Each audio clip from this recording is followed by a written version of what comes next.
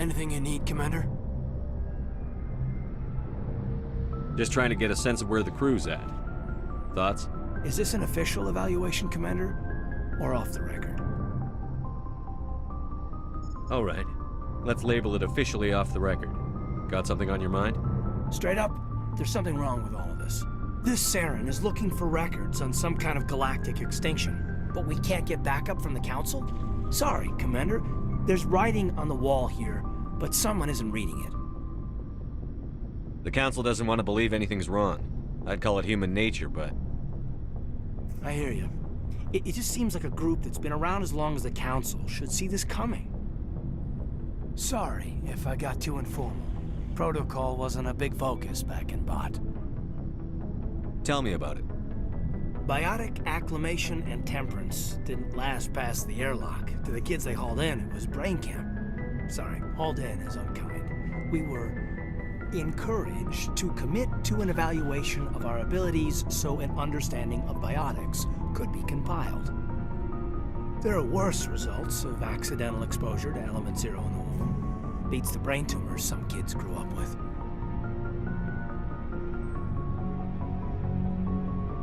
Is there some question about how you were exposed? My mother was downwind of a transport crash. It was before there were human biotics, a little after the discovery of the Martian ruins. It only gets iffy around 63 when Kinetics was running out of first-gen subjects. Until then, they'd relied on accidentals. A bunch of guys in suits show up at your door after school, and next thing you know, you're out on Jump Zero. There were other kids in the same boat, right? At least you weren't alone out there. That's true. We did have a little circle that'd get together every night before lights out. We didn't have much to do, though. It was a research platform then, and Kinetics kept Jump Zero off the extranet to prevent leaks. Then you must have had plenty of time to get to know each other. Yeah, we'd sit around and bull every night after dinner, play cards or network games. There was this girl named Rana, who had a little circle grow up around her. She was from Turkey. Her family was very rich. But she was smart and charming as hell. Beautiful, but not stuck up about it. I think you'd have liked her. Sounds like she was special to you. She was. Maybe she felt the same. But things never felt together. Training, you know.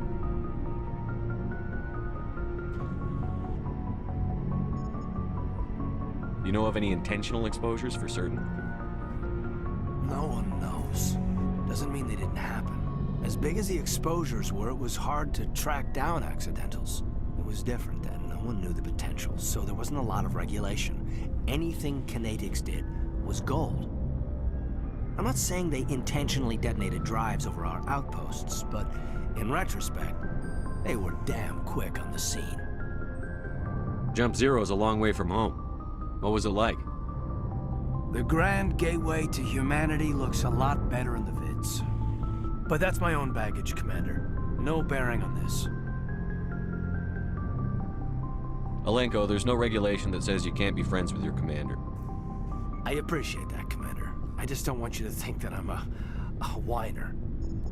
Besides, I've got my past squared away.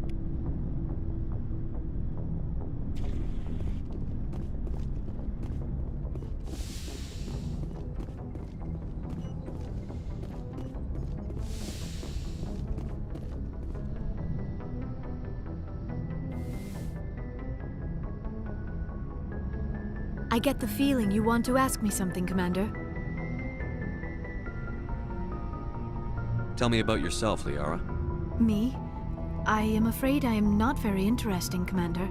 I spend most of my time on remote digs, unearthing mundane items buried in long-forgotten Prothean ruins. You must enjoy something about it. I love my work. Seeking out history's lost secrets has a special appeal for me. You were actually touched by working Prothean technology. That is why I find you so fascinating, Commander. Sounds like you want to dissect me in a lab somewhere. What? No, I did not mean to insinuate. I never meant to offend you, Shepard. I only meant that you would be an interesting specimen for an in-depth study. No, that's even worse. Calm down, Liara. I was only joking. Joking? Oh, by the goddess, how could I be so dense? You must think I am a complete and utter fool. Now you know why I prefer to spend my time in the field with data disks and computers. I always seem to say something embarrassing around other people. Please, just pretend this conversation never happened.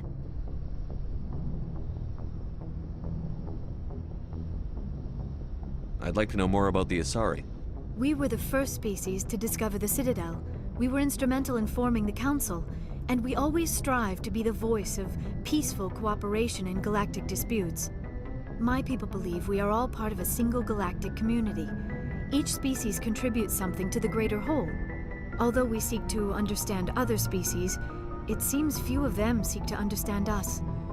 The galaxy is filled with rumors and misinformation about my people. Like what? Most of the inaccuracies are centered around our mating rituals. My species is monogendered. Male and female have no real meaning for us. We still require a partner to reproduce. This second parent, however, may be of any species and any gender. I don't understand. Your species can mate with anyone? Mating is not quite the proper term, not as you understand it. Physical contact may or may not be involved, but it is not an essential element of the union. The true connection is mental. Our physiology allows us to meld with other beings. We can touch the very depths of their minds. We explore the genetic memory of their species. We share the most basic elements of their individual and racial identities. We then pass these traits on to our daughters. It is how we learn to grow as a species and how we develop a greater understanding of other races. What happens to your partner after the union? Every relationship is different. Some unions are a single encounter with both parents parting ways afterwards. Others can be more long-term. Sometimes an Asari and her partner will stay together for many decades. You Asari live for 1,000 years. What happens when your partner dies? Few sapient species live as long as my kind. We have learned to take a philosophical approach to our unions. We do not focus on the inevitable loss of our partners. Instead, we enjoy the time we spend with them. And even after they're gone, a part of them lives on in us. The union is a connection that transcends both time and space. Do you know who Matriarch Benezia chose as her partner? She rarely spoke of her partner. Though I know my father, if you want to use that term, was another Asari. I thought you always needed another species to serve as one of the parents. Think about it, Shepard. If we were not able to mate with our own species, we would have died out long before we ever mastered spaceflight and left our homeworld. Union with our own kind is no longer common, not for the purposes of reproduction. Most Asari believe it weakens our species. Asari daughters inherit racial traits from the father species. If both parents are Asari, then nothing has been gained, or so conventional wisdom would hold. I am what is sometimes called a pureblood. Though no Asari would ever be cruel enough to say the word to my face, it is a great insult among my people. It is possible Benezia's partner was embarrassed by their union. She may have been too ashamed to publicly acknowledge me as her offspring. How could anyone abandon their own child? I cannot answer that. This is all speculation on my part. It is possible she wanted to be part of my life, but something happened to her before she had the chance. Benezia never spoke of her partner. Whatever happened, it caused her too much pain to dwell on it. She raised me by herself, though that is not uncommon. Many Asari raise their children alone, particularly if the father species is short-lived. Often the partner will pass on long before the child reaches maturity. I should go. Goodbye, Shepard.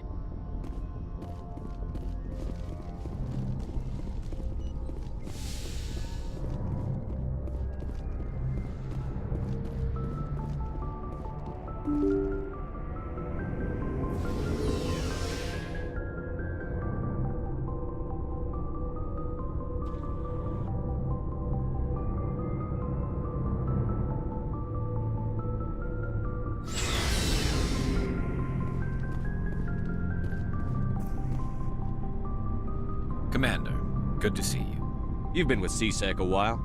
Have you seen much action? Well, not as much as you, but yeah, I've seen some interesting things. I'll bet you have. Anything in particular that stands out? I remember this Solarian geneticist I was sent to investigate. That case was a bit disturbing.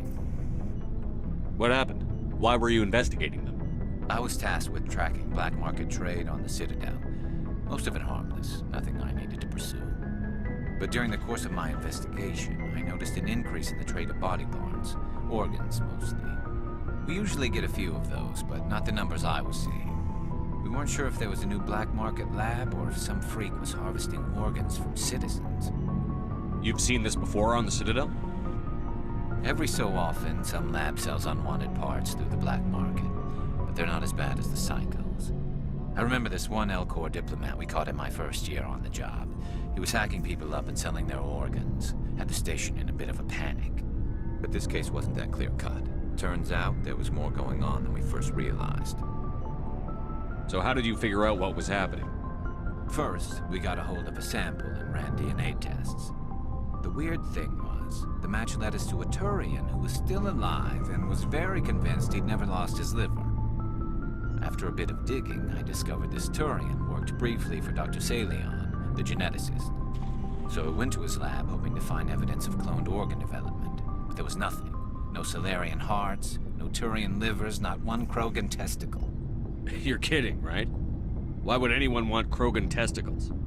Some Krogan believe that testicle transplants can increase their virility, counteract the effects of the genophage. It doesn't work, but that doesn't stop them from buying. They'll pay up to 10,000 credits each. That's 40,000 for a full set. Somebody's making a killing out there. What did you do about the geneticist? I brought in some of his employees for interrogation, to see if I could get them to talk. While I was interviewing one of them, I came across something suspicious. Yeah? Go on. One of my detainees started bleeding profusely during the interview. We offered to patch him up and he got frantic, freaked out. I ordered a full exam to find out what was going on. Our medics found incisions all over his body, some of them fresh. That was our big break. These people weren't just Dr. Salion's employees. They were test tubes, walking, living test tubes. He was growing parts inside these people? Exactly. He cloned their organs right inside their own bodies. Then he harvested them and sold them off. Most of the victims were poor. He'd pay them each a small percentage of the sales, but only if the organs were good. Sometimes an organ wouldn't grow properly, so he'd just leave it in them. Most of them were a mess, but only on the inside, hidden so nobody could see it. I hope he got what he deserved. That's the worst part. We never caught him. Why not? What the hell happened? He ran, blew his lab, grabbed some of his employees, and headed for the nearest space dock. By the time I found out, his ship was already leaving. He threatened to kill his hostages if we tried to stop him. But you went after him anyway, right? I ordered Citadel Defense to shoot him down, but CSEC headquarters countermanded my order. They were worried about the hostages, worried about civilian casualties if the ship was destroyed so close to the Citadel. I told them those hostages were dead anyway. We just used them to make more organs. But they wouldn't listen. Well, you can't get them all. No, but letting him get away like that. All they had to do was disable that ship, stop him from running. Maybe the hostages die, maybe they don't, but at least we stopped the bastard responsible for it all.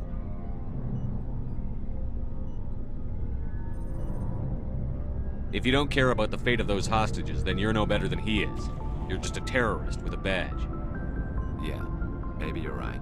It doesn't make it any easier, but I see your point.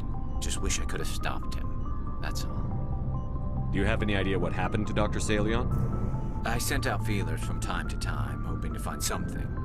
I thought I'd found him a while back. He changed ships and changed his name to Dr. Hart, his idea of a joke, I guess. I told the military, but they weren't convinced it was him. I got the transponder frequency for his new ship, but I just can't get anyone to check it out. I'll check out the coordinates when I get a chance. I was hoping you'd say that. But Commander, take me with you when you go. If it's Salion, I want to be there when you find him.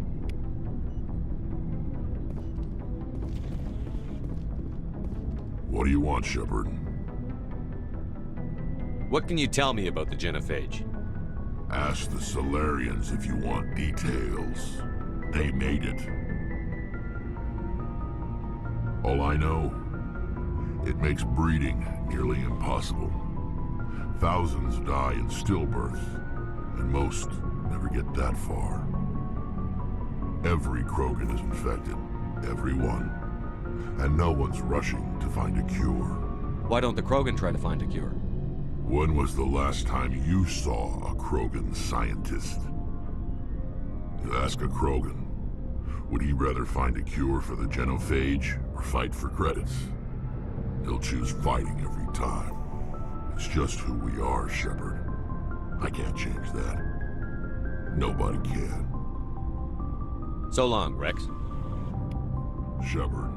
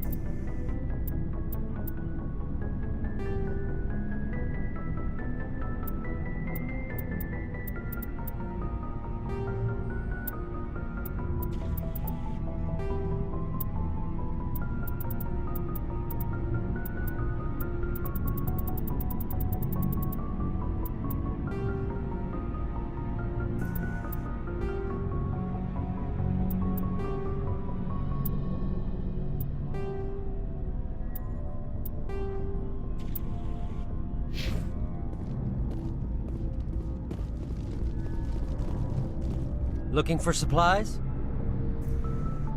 Let's see what You bet, Commander.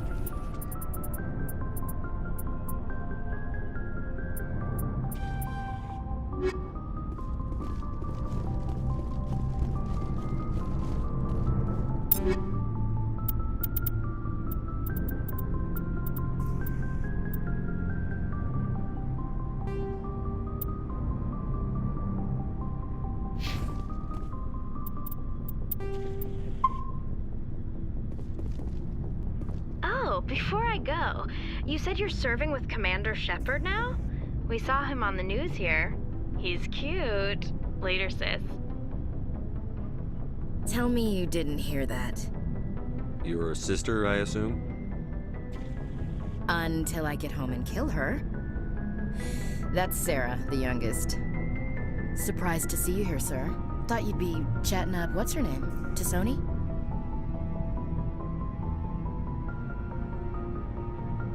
Liara. Why would you think that?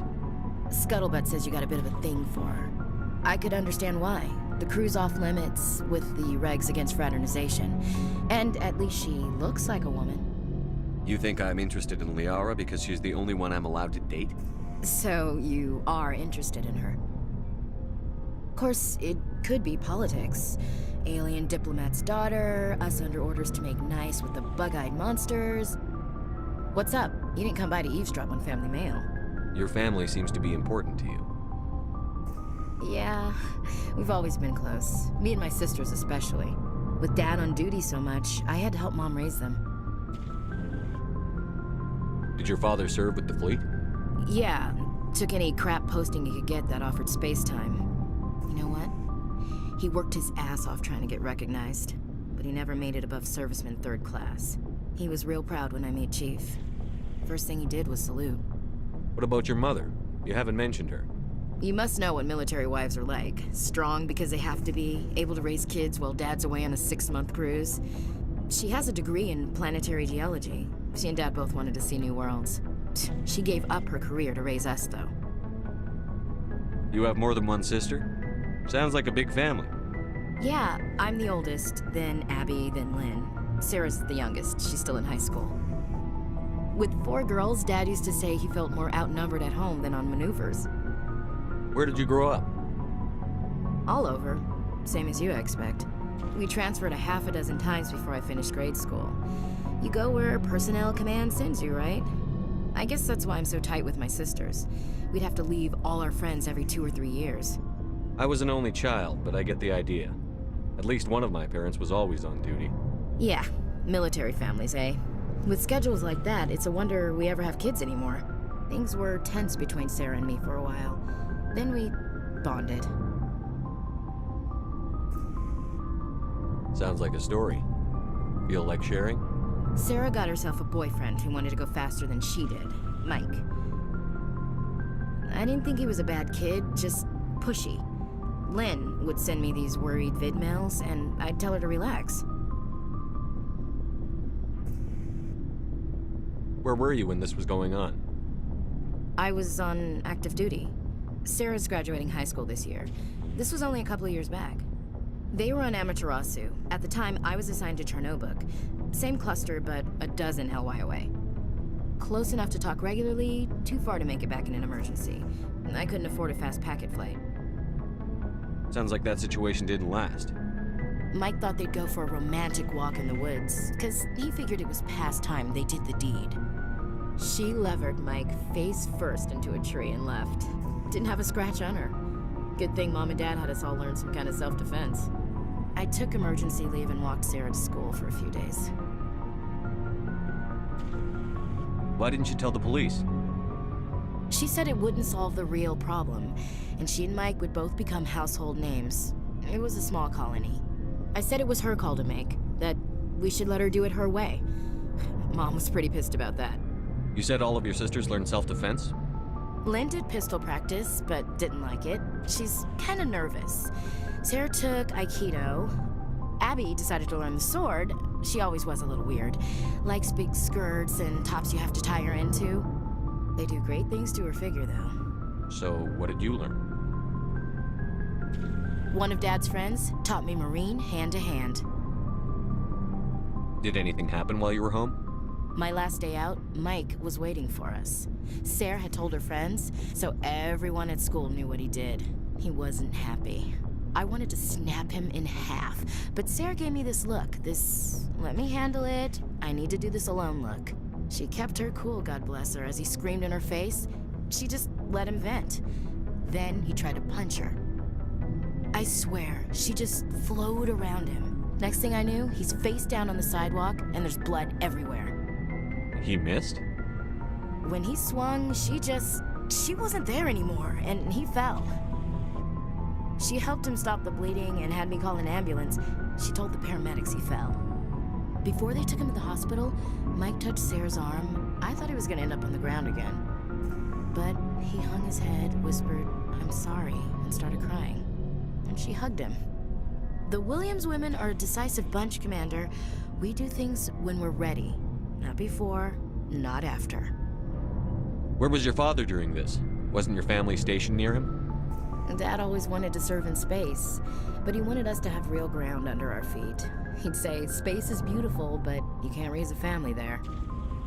I cannot rest from travel. I will drink life to the lees. All times I have enjoyed greatly, have suffered greatly, both with those that loved me and alone. For always roaming with a hungry heart, much have I seen and known, cities of men and manners, climates, councils, governments. I never thought I'd hear you reciting poetry.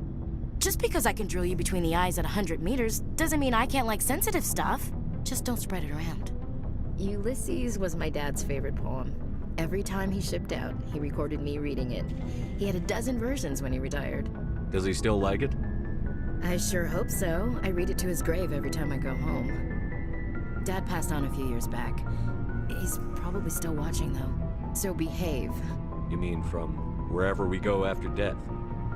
Dead on, Skipper. He's with God now. That's not a problem with you, is it?